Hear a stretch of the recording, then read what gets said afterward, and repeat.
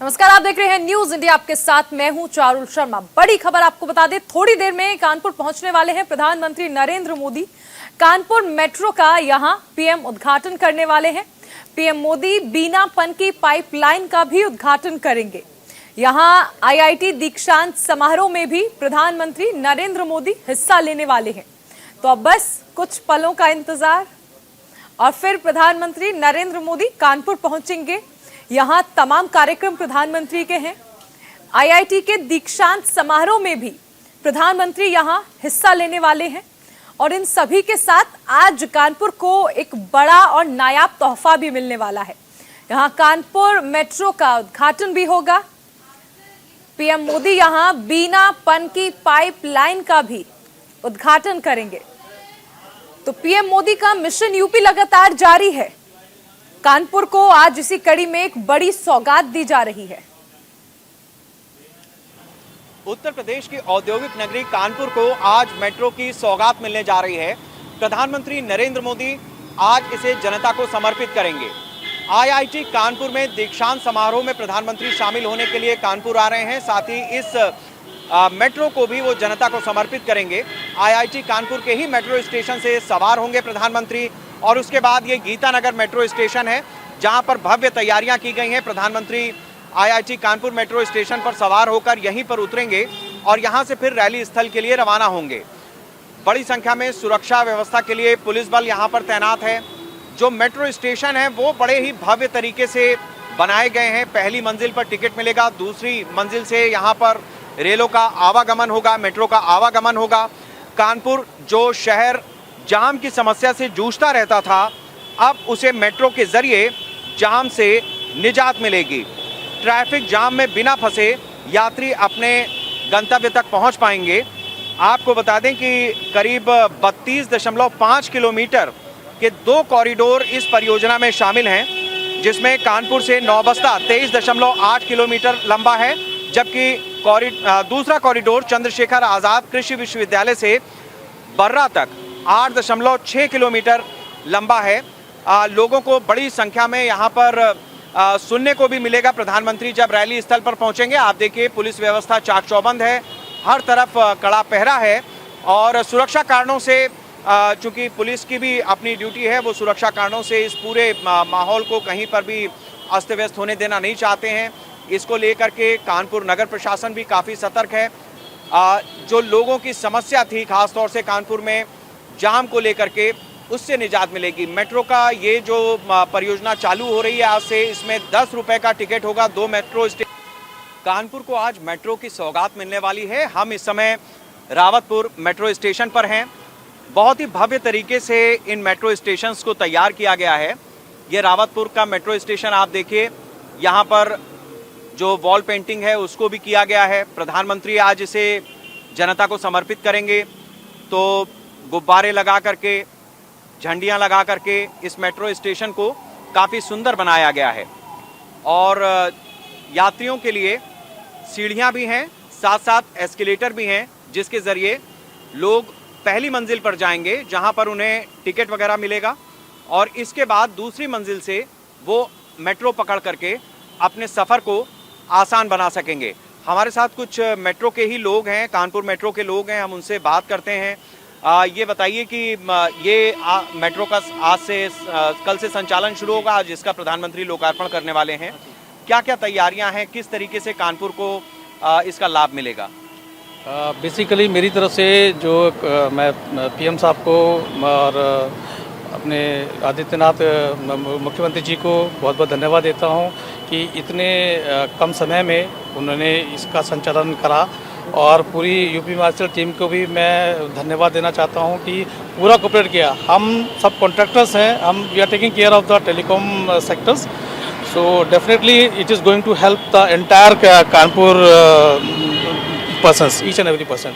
और कम्यूटेशन भी बहुत अच्छा होगा। जैम्स वगैरह में काफ़ी राहत मिलेगी इस मेट्रो की वजह से। बहुत अच्छी सौगात मिलने वाली है कानपुर मेट्रो को। 15 नवंबर 2019 को मुख्यमंत्री योगी आदित्यनाथ जी ने इसकी परियोजना की शुरुआत की थी। कांग्रेस के 137वें स्थापना दिवस पर इस वक्त सोनिया गांधी क्या कुछ कह रही हैं, सुनाते हैं आपको। of the greatest, noblest, and most selfless of Indians of the 20th century.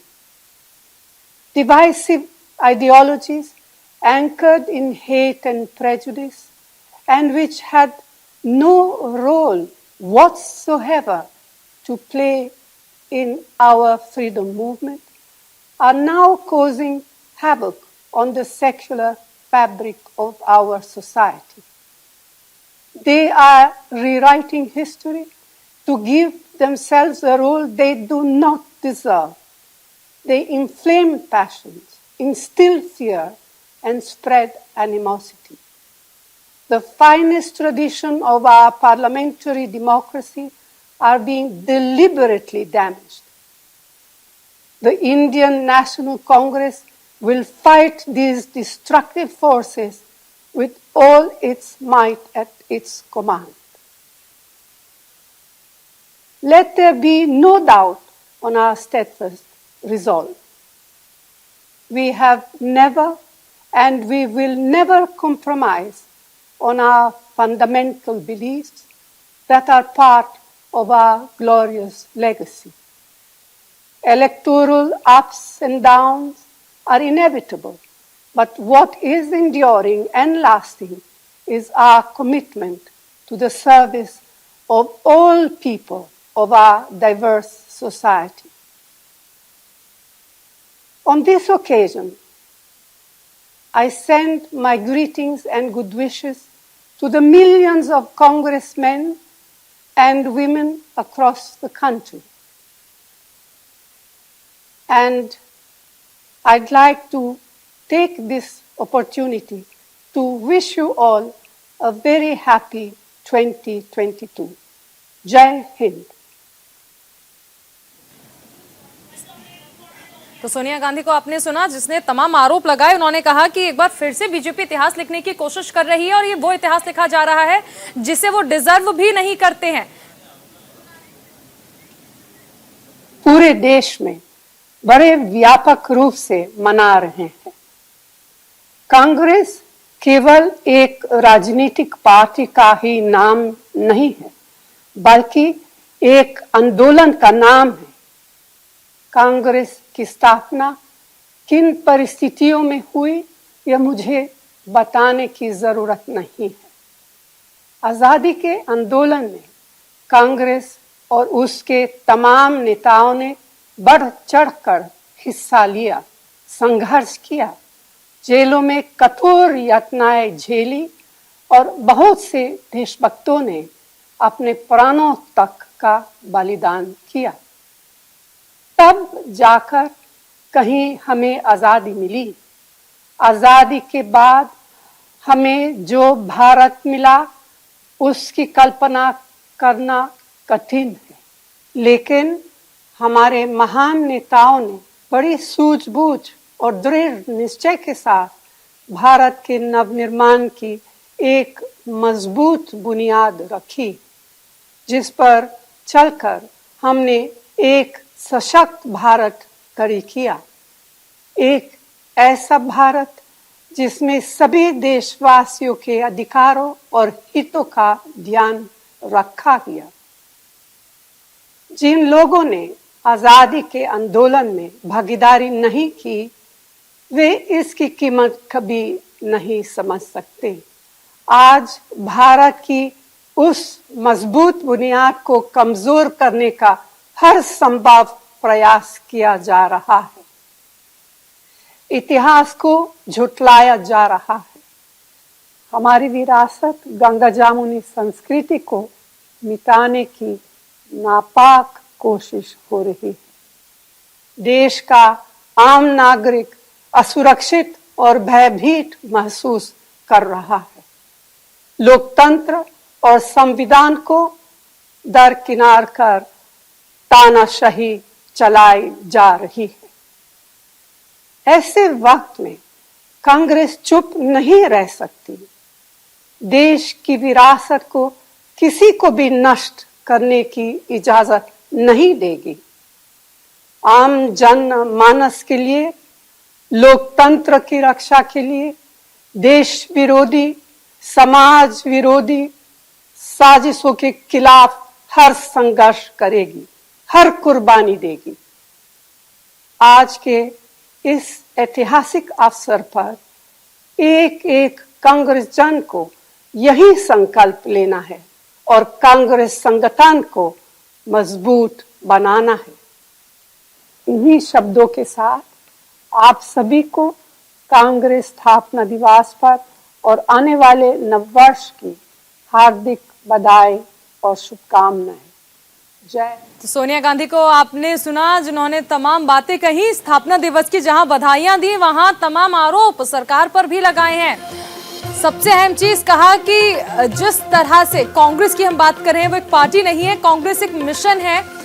देश के खिलाफ जो ताकतें उठ रही हैं उनके लिए कांग्रेस हर तरह की आहुति देने को तैयार है। देश की आजादी के लिए भी कांग्रेस ने आहुति दी है। आजादी की लड़ाई में हिस्सा ना लेने वालों को इसकी कीमत कभी समझ नहीं आएगी। कांग्रेस सिर्फ एक पार्टी नहीं, एक मिशन है। बीजेपी पर भी तमाम आरोप लगाए हैं और कहा कि इतिहास को दोबारा लिखने की कोशिश की जा रही है और ये काम वो लोग कर रहे हैं जो इसे डिजर्व भी नहीं करते हैं, जो इसके हकदार भी नहीं है।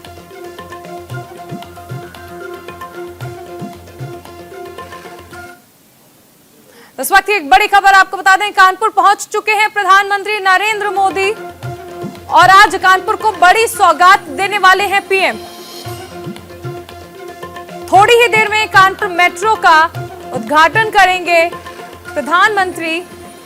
बीना पनकी परियोजना का भी उद्घाटन प्रधानमंत्री। शेखर आनंद हमारे साथ जुड़ गए हैं कानपुर से। शेखर, प्रधानमंत्री पहुंच चुके हैं और अब बस कुछ ही पलों का इंतजार है जब ये तमाम सौगात जो प्रधानमंत्री आज कानपुर को सौंपने वाली है उसका लाभ कानपुर को मिल जाएगा। बिल्कुल, प्रधानमंत्री नरेंद्र मोदी कानपुर आ चुके हैं और एक जो थोड़ा सा अभी एक तय किया जा रहा है कि चकेरी एयरपोर्ट से उनको आईआईटी कानपुर तक आना था, उसको चूंकि वो हेलीकॉप्टर के रास्ते और यहाँ कानपुर का मौसम बड़ा खराब हो गया, यहाँ पानी बरस रहा है, इसलिए हेलीकॉप्टर उड़ान नहीं भर सकता। तो ये तय किया जा रहा है कि उनको वाया रोड ही कानपुर आईआईटी तक लेकर आया जाए। मेट्रो स्टेशन की जो तैयारियां हैं वो तो इसमें कोई दो राय नहीं है कि कानपुर वासी बहुत खुश हैं। कानपुर मेट्रो को लेकर के उनके शहर को ये सौगात मिलने जा रही है। आईआईटी कानपुर से प्रधानमंत्री मोदी खुद सवार होंगे और गीतानगर पर स्टेशन पर वो उतरेंगे, जहां से फिर उनको रैली स्थल निराल नगर में आना है और प्रधानमंत्री नरेंद्र मोदी का इंतजार हो रहा है। दीक्षांत समारोह आईआईटी में होगा, उसमें भी वो हिस्सा लेंगे। देश के भावी इंजीनियर्स के साथ में उनकी मुलाकात है। जो पनकी का आपने जिक्र किया है, वहां पर जो मल्टीपर्पज पाइपलाइन है उसको भी वो समर्पित करेंगे देश को। इसमें कोई दो राय नहीं है कि कानपुर एक ऐसा शहर है जो औद्योगिक नगरी के रूप में जाना जाता है और यहाँ पर बड़ी जाम की स्थिति रहती है।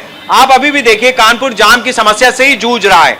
ये शहर का व्यस्ततम चौराहा नहीं है, बावजूद इसके छोटे छोटे लाल बत्तियों पर, छोटी छोटी जगहों पर ये जाम लग जाता है।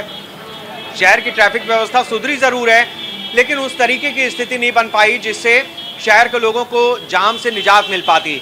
तो मेट्रो, इसमें कोई दो राय नहीं है कि कानपुर वालों के लिए एक बड़ी सौगात के रूप में सामने आएगी। करीब 32.5 किलोमीटर का ये स्ट्रेच होगा, 2 फेजेस में कंप्लीट होगा, जिसका एक हिस्सा आज चालू हो रहा है आईआईटी कानपुर से और रावतपुर मेट्रो स्टेशन तक, मोती झील तक, जहां पर ये मेट्रो चलेगी और लोगों को इसका लाभ मिलेगा। चारुल जी, आप बने रहिए हमारे साथ, आगे भी आपसे जानकारी लेंगे। तो प्रधानमंत्री नरेंद्र मोदी की इस पर हमारी बड़ी कवरेज लगातार जारी है। आज कानपुर के लिए भी बड़ा दिन है।